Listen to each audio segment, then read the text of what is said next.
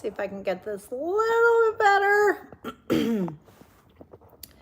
This is crazy. Hey, so it's Catherine, and I want to talk today about the biggest lie of grief. And I want to see, can you guess? Can you guess what I'm thinking? Can you guess what the biggest lie about grief is? I'm going to tell you. I'm going to tell you because it's something that not everybody knows, and I feel like we should know. And I want to talk to you today about not only about the biggest lie, about what it is that you want when you think of your grief. Do you want to overcome it? How do you want to handle it? And I'm going to encourage you to start thinking about, I'm going to ask you a few questions.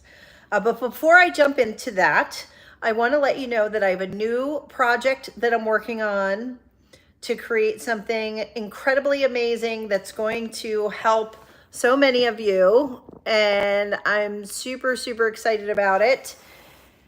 And so I am looking for people who would be willing to share their grief experience with me. And if you are, I have a few questions that I would like to ask you on a Zoom call. So you have to be comfortable to get onto a Zoom call with me. It would be private. It's going to be recorded, but it will be recorded just for me, for the research that I'm doing. And if you do that, I get to hear your story, talk to you directly, especially if we haven't talked before. I'd love to hear your story. And then I can offer you some coaching as well. So you get a little free coaching. You help with the project that I'm doing. You talk about your grief. It's helping to get your grief out, so to speak. So it's all good. So if that is you, I want you to either send me an email at griefinspired@gmail.com and say, yes, I want to do the interview, or you can drop a comment below here and we can do that. So let's talk about the biggest lie of grief. Have you guessed what it is? I gave you a little bit of time to think about it. What is, in your opinion, the biggest lie? And maybe there's more than one, but I think that the biggest lie is that if we just wait it out, we will get better. And in some instances that can be true, but here's why I think it's a lie. Because we waste so much time. We waste our mental energy. We waste our emotions. We waste time being stuck. Now, the people that I typically have been working with are people who feel very stuck, where grief gets to the point where you're completely overwhelmed. Maybe you've tried to do it on your own. Maybe you've tried to do some things that have felt like they haven't really worked. So many people tell me I've gone to a therapist, but they didn't really understand my grief. There are Christian groups that sometimes people go to, but maybe they're not quite as flexible as people would like. I've had people use the word rigid. They don't take into account the fact that, you know, the week that they're talking about something, you may have a different issue, and there really isn't space to talk about that. I have people who have done nothing and have sat back. I talked to a beautiful woman this week, actually two women, who told me the same thing, that they just kept busy and they just did lots of things. And sometimes life doesn't give you the space to grieve, because here's the thing. When grief strikes, whether it's sudden or not, most of us have other things going on that we still have to take care of. So life keeps going. And so for many people, they either have to move, they have to take care of other people, they need to deal with all of the things that are sort of the outcome, the fallout from losing a husband, a parent, or a child. All of that you have to deal with. And so sometimes we just buck up and we just keep going. And we don't actually give ourselves time or space to grieve. And then The one woman that I was talking to was sharing how, her husband was like, wow, you're handling this so well. And because she wasn't falling apart, she wasn't deep in grief.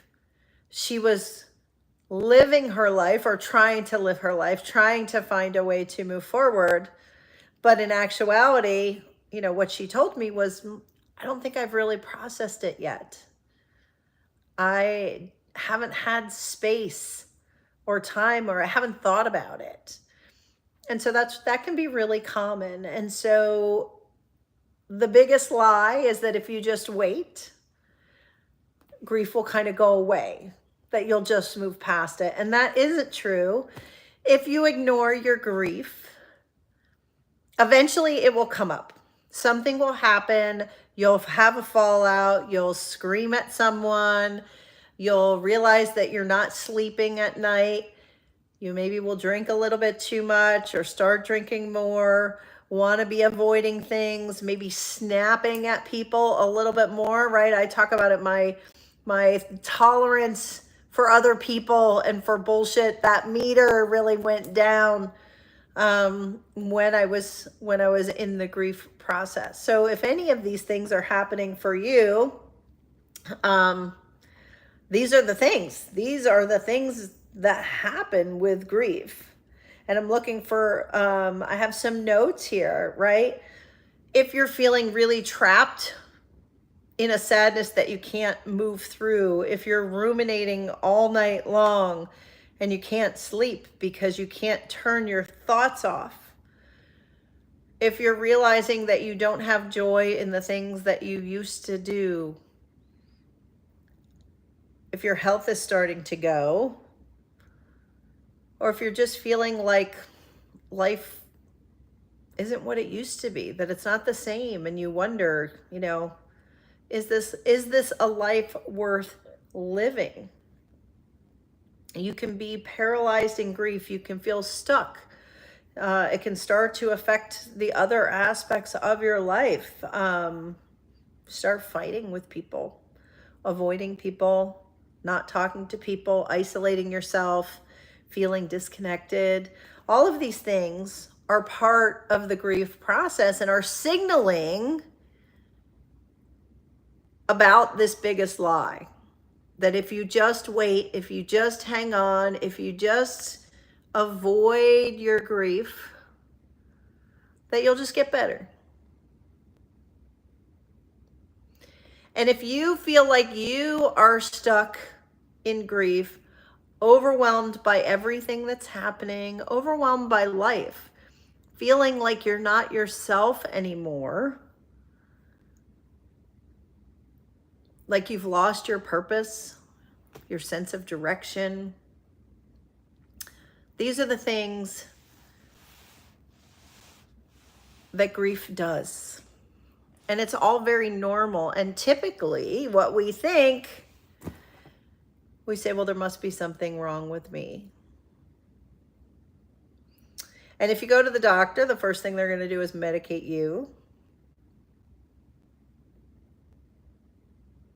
I have opinions about that. Sometimes it's okay. Sometimes I don't think so. But the reality is that grief is the human condition. When we lose someone that we love, we will grieve. The closer, the more attached you are to the person, the more you will grieve. And I want to take a second to talk about our animals, because this comes up all of the time. I know 2 people, actually 3, who have recently lost pets who are part of their family. And the reason why that can be so hard too is because we can become very attached to our animals. And so grief can reside there. And so my question for you is, do you feel stuck? Do you feel stuck in grief? Do you want that situation to change? Would you like to feel like you've processed your grief, like you can carry your grief, like you can think of your loved one and the memories without getting really, really sad, where you can have a tinge of, yeah, this is a little bit sad, but being able to also not be consumed by guilt and be able to focus on, wow, we did have some really good times.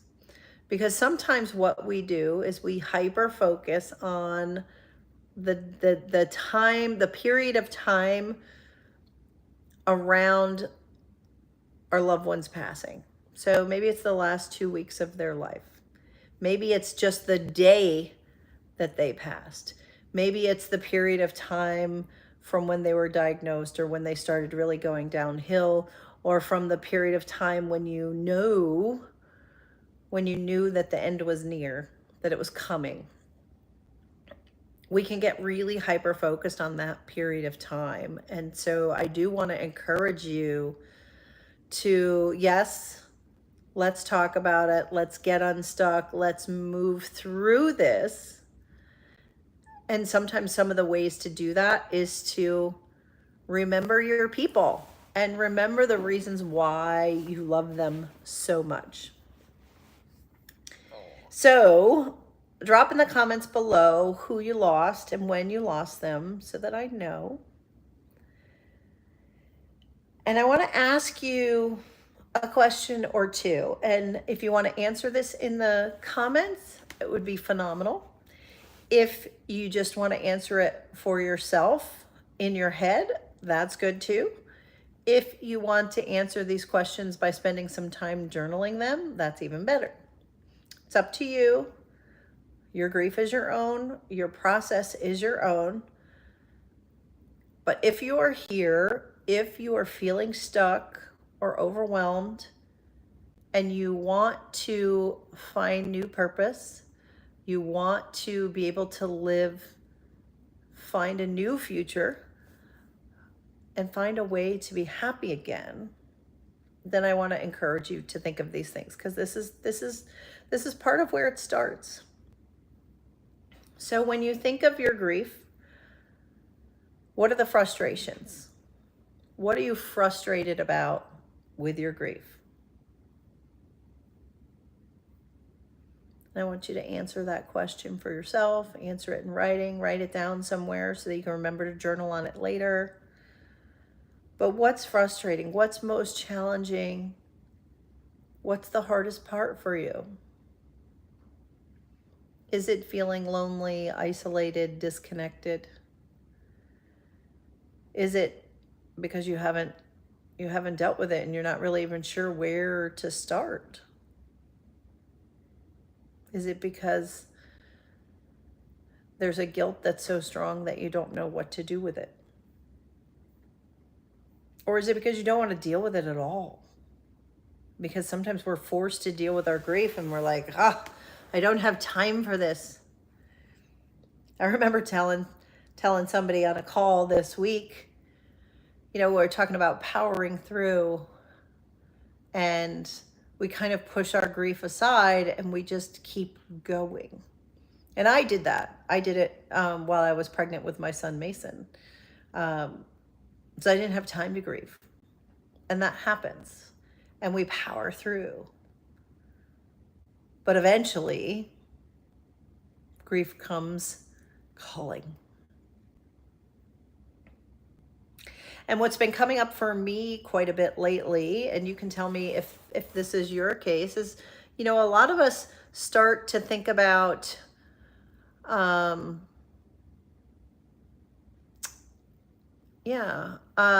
start to think about what it means to us spiritually, faithfully, right? If we have a faith, it can shake our faith, losing a spouse, a parent, a child. But it also, sometimes grief can bring us to a new level of faith, or to new faith altogether, or not. But whichever way we go is all okay. And sometimes we beat ourselves up. We say we should have been a better spouse. a better husband, a better wife. We're human. Sometimes we hold ourselves to a much higher standard than we would anybody else. If the roles were reversed and it was you that was sick, you that was dying, would you be putting the same level of intensity into blaming them the way you're blaming yourself?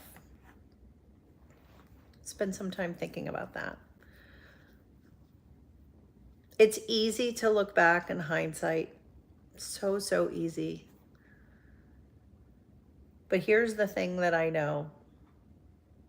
We can go back and we can replay all of the events over and over again. And we have to do that. It's part of the process. It's the rumination, it's the bargaining, it's going through all of the different things. And we can stay stuck in a depression around all of that because we wished things had played out differently. We wished life was different. That our loved one would still be alive. But the only thing that we can really do is figure out what's our next step. Figure out our path forward. And I think we all want to be happy again. We have to believe that we deserve to be happy again. And a lot of people can choose to stay really stuck and say that they don't deserve to be happy because of the things that have happened. And I just can't imagine a spouse that would want you to beat yourself up. I can't imagine a parent who would want their child to suffer. And I can't imagine a child who has passed on who wouldn't want their parents to be okay with it.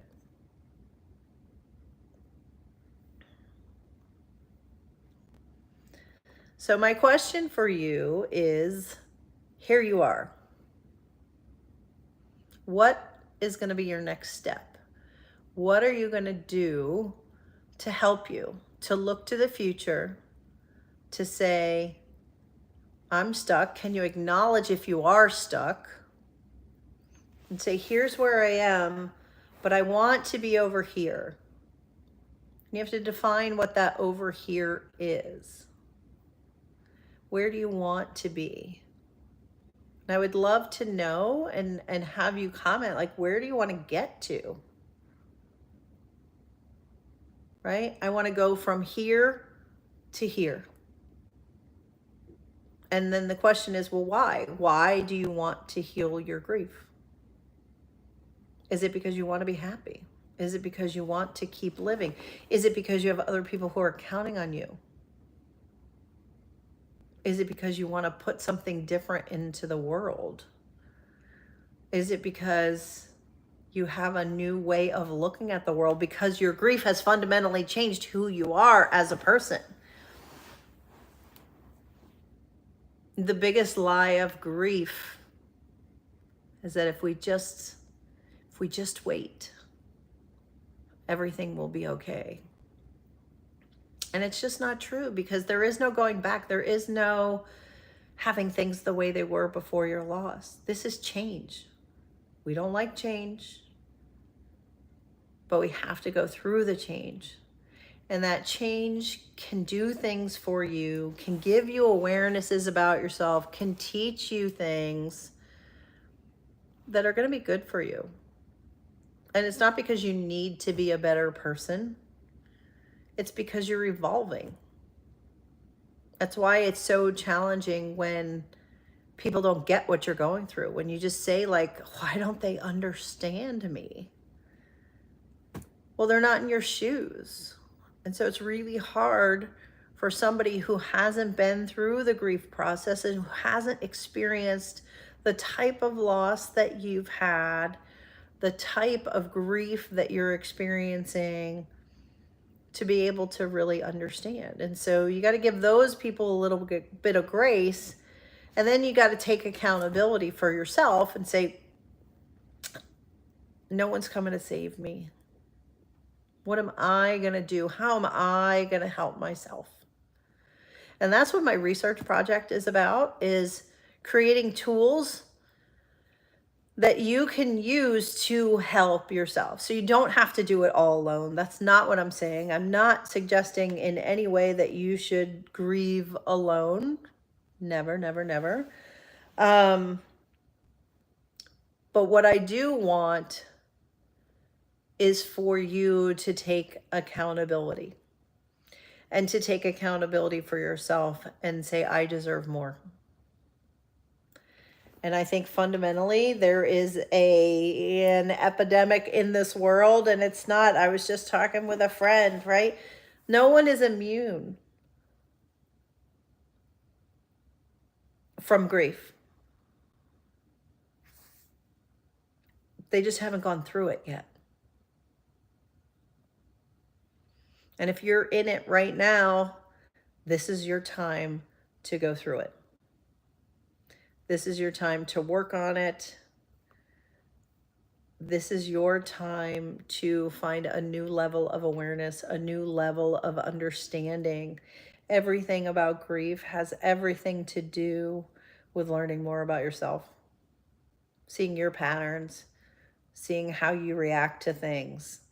In case you've noticed, you may have noticed, any challenges that you had before your loss get heightened, right? I talked to one woman. She's like, I'm just so angry. Yep. I was an angry person. I had anger for other things, but then my grief happened, and that's how it came out. I was angry, angry, angry. We express our grief in different ways.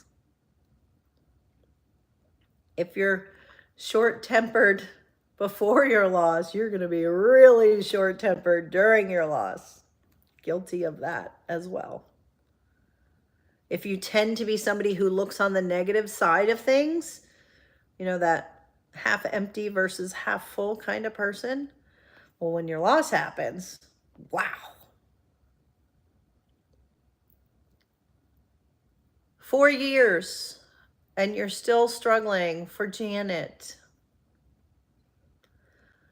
Let's make this the day that you decide to do something different. So I need you to email me. I don't know if your name's Rye. I need you to email me. 4 years. No one should suffer for 4 years. Please don't go longer suffering. Email me. Let's talk. Let's get the questions out. I'll give you some coaching. We'll find what's missing for you. There's something that keeps us stuck.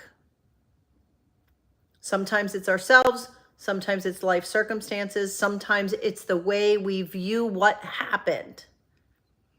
So we need a perspective shift sometimes. And it's paying attention to what goes off in your head. What are the things you tell yourself? And one of the easiest tools, the fastest tricks that's so simple, but not enough people use, is to say, so let's take, for example, Rye, you said, I should have been a better husband.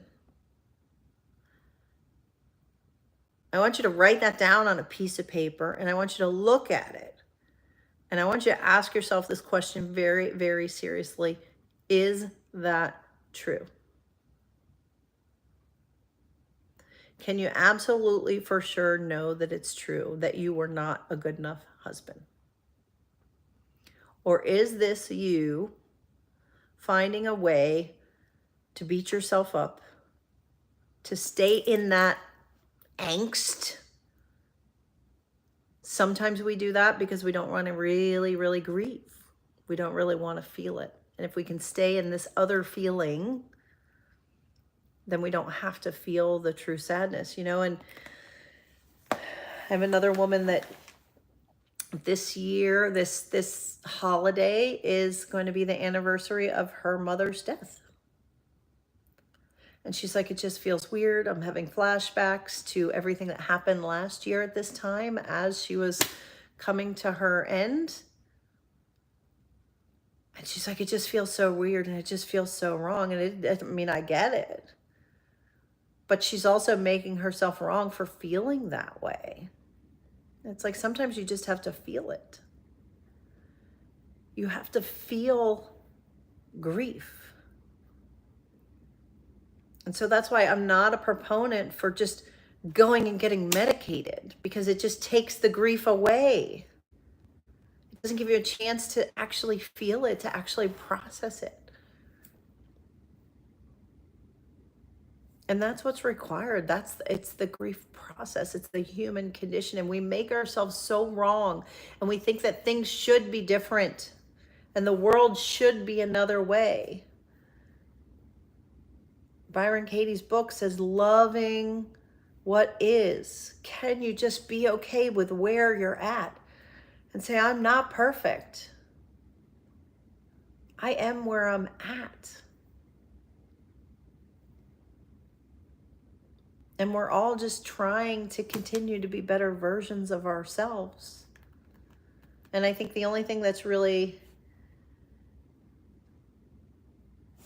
that you can do is say, like, am I a better version of myself today than I was a week ago? And if you say no, well, then what can we do to change that? Hi, Julia. Yeah, we always want our friends and family to understand, and they never do. But they haven't experienced your loss. They don't know your heart. They don't know your heart. They don't know your mind. And so we can't, this is the other thing, is we have expectations. We put expectations on other people. That's so unfair, because inherently most people have a level of brokenness. They have just a level of, like, they're just doing the best they can. And I think their intentions are good. Oh, Thomas is your name. Hi, Thomas. Send me an email, Thomas, griefinspired@gmail.com. We want people to be a certain way. You know, for me personally, when I lost my son, I wanted my husband to be my white knight. I wanted my husband to save me. He was not equipped. He himself was grieving. I put that on him. That was wrong of me to put that on him. Part of the reason why we're divorced now. Lesson learned.